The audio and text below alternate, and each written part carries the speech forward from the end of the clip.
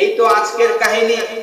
যখন ইরান তাদের ballistic missile সিজিল নামক ব্যালিস্টিক মিসাইল দিয়ে যখন ওই ইসরায়েলের একটি ভবনে আঘাত করেছে, মাত্র একজন ব্যক্তি, দেখেন তামাশা দেখেন, 12 জন ব্যক্তি শূন্যে ভেসেছে আগুনে জ্বলে।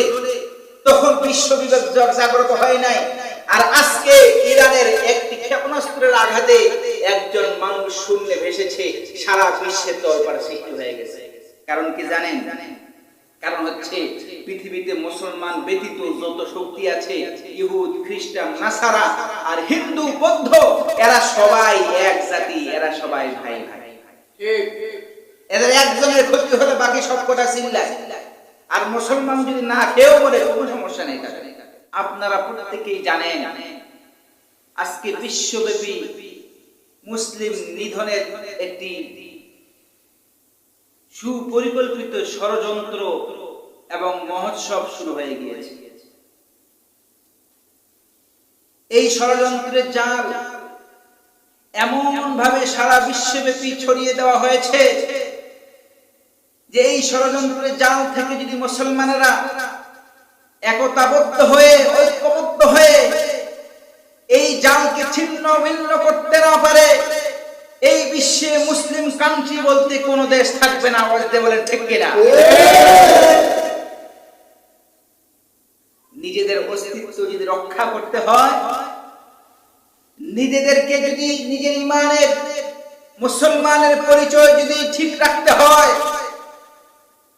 নিজে মুসলমান হিসেবে পৃথিবীতে থাকতে চান, তাহলে অবশ্যই মুসলমানদের সমস্ত ভেদাভেদ ভুলে, কে শিয়া, কে সুন্নি, কে ওয়াহাবি, কে আহলে হাদিস, কে হানাফি, আর কে মাজারি, কে সুন্নি, এসব কিছু ভুলে গিয়ে এক কাতারে আমাদেরকে একত্রিত হয়ে ইহুদি, খ্রিস্টান, নাস্তিকদের বিরুদ্ধে আমাদের লড়াইয়ের মাঠে নেমে যেতে হবে। আওয়াজ দিয়ে বলেন ঠিক কিনা? এর বিকল্প আমাদের নাই। আপনারা দেখেছেন বিগত মাত্র 20 বছর, 2 দশকের হিসাব আপনারা মেলান, মাত্র 2 দশকের হিসাব। আমাদের এই মহাবিশ্বে, এই পৃথিবীতে 56টি মুসলিম কান্ট্রি ছিল। কয়টি ছিল? 56টি মুসলিম কান্ট্রি।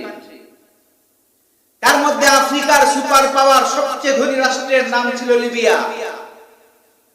দুঃখের বিষয়, আফসোসের সাথে বলতে হয়, আজকে বিশ্বের মানচিত্রে খুলে দেখুন, লিবিয়া হচ্ছে আফ্রিকার সবচেয়ে সংঘাতপূর্ণ রাষ্ট্র, সবচেয়ে সমৃদ্ধশালী, সবচেয়ে ধনী রাষ্ট্র। এই ধনী, সমৃদ্ধশালী, সাজানো গোছানো সুন্দর দেশটিকে কারা নিশ্চিহ্ন করলো, ষড়যন্ত্র করে ধ্বংস করলো? প্রিয় মুসলমান ভাই বোনেরা, আজকে এখনো পর্যন্ত যদি বিবেক দিয়ে যদি চিন্তা না করেন, অচিরেই আমার এই প্রিয় মাতৃভূমি বাংলাদেশকে নিয়ে পর্যন্ত ওই ইহুদি, খ্রিস্টান আর নাস্তিকরা আর দিল্লির এই দোসররা আমাদের বাংলাদেশকেও তারা নিশ্চিহ্ন করার ষড়যন্ত্র করবে। অতএব সময় থাকতে আমাদেরকে এখন একটা রশি নিয়ে আমাদেরকে একত্রিত হতে হবে, বলতে হবে, সিংহের মতো গর্জন দিতে হবে, তুই যদি চোখ তুলে মুসলমানের কোন দেশের উপর চোখ তুলে তাকাস, তাহলে আমরা সবাই একত্রিত হয়ে তোর ওই রামকানা চোখকে আমরা তুলে দেব ইনশাআল্লাহ। ইনশাআল্লাহ। প্রিয় উপস্থিতি, অতি দুঃখের সাথে বলতে হয়, আজকে প্রায় 2 বছর ধরে গাজা জ্বলছে।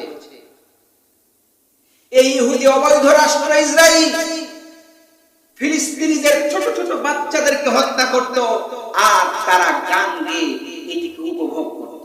কি আপনাদের খেয়াল আছে না? দেখেন নাই আপনারা? একটা বিশেষ বিল্ডিং এ একটা বোমা ফেলানো হলো, প্রায় 12 জন মানুষ দগ্ধ হয়ে তারা বোমার আঘাতে, বোমার শেল্টারের আঘাতে তারা আসমানে উঠছিল। এর মধ্যে কয়েকটি শিশু সন্তান ছিল।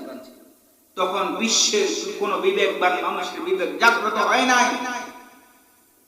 কিন্তু আজকে যখন এই অবৈধ ইহুদিবাদী রাষ্ট্র যখন অপারেশন রাইজিং লিওন নামে ইরানের বিরুদ্ধে তারা যুদ্ধ শুরু করলো, পরের দিন ইরান যখন দাঁত ভাঙ্গার জবাব দেওয়া শুরু করলো, এই তো আজকের কাহিনী। যখন ইরান তাদের ব্যালিস্টিক মিসাইল সিজিল নামক ব্যালিস্টিক মিসাইল দিয়ে যখন ওই ইসরায়েলের একটি ভবনে আঘাত করেছে, মাত্র একজন ব্যক্তি, দেখেন তামাশা দেখেন, 12 জন ব্যক্তি শূন্যে ভেসেছে আগুনে জ্বলে, তখন বিশ্ব বিবেক জাগ্রত হয় নাই। আর আজকে ইরানের একটি ক্ষেপণাস্ত্রের আঘাতে একজন মানুষ শূন্যে ভেসেছে, সারা বিশ্বের দরবার সৃষ্টি হয়ে গেছে। কারণ কি জানেন? কারণ হচ্ছে পৃথিবীতে মুসলমান ব্যতীত যত শক্তি আছে, ইহুদ, খ্রিস্টান, নাসারা আর হিন্দু, বৌদ্ধ, এরা সবাই এক জাতি, এরা সবাই ভাই ভাই। এদের একজনের ক্ষতি হলে বাকি সব কটা চিল্লায়। আর মুসলমান যদি না কেউ বলে কোনো সমস্যা নেই তাদের। স্পষ্ট ভাষায় বলতে চাই, কয়েকদিন আগে, কয়েক বছর আগে ধরেছিল আফগানিস্তান, কেউ কথা বলে নাই। তারপরে ধরলো ইরাককে, কোন মুসলমানের গোষ্ঠী কথা বলে নাই। এরপরে ধরলো লিবিয়াকে, কেউ কথা বলে নাই। সিরিয়াকে কেউ কথা বলে নাই। লেবাননকে কেউ কথা বলে নাই। আজকে ইরানকে ধরেছে। আগামী কালকে যদি এই বিষয়ে যদি মুসলমান দেশগুলো কোনো প্রকারের একতাবদ্ধ হয়ে এর কোনো অ্যাকশন না নেয়, তাহলে অচিরেই এর পরবর্তীতে পাকিস্তান, বাংলাদেশ সহ, তুরস্ক সহ বিশ্বের প্রত্যেকটা মুসলিম কান্ট্রিকে তারা একে করে হামলা করে। আর সময় এসেছে, এখন মুসলমান হাতে হাত রেখে সুন্নি, শিয়া সহ সমস্ত মুসলমান একত্রিত হয়ে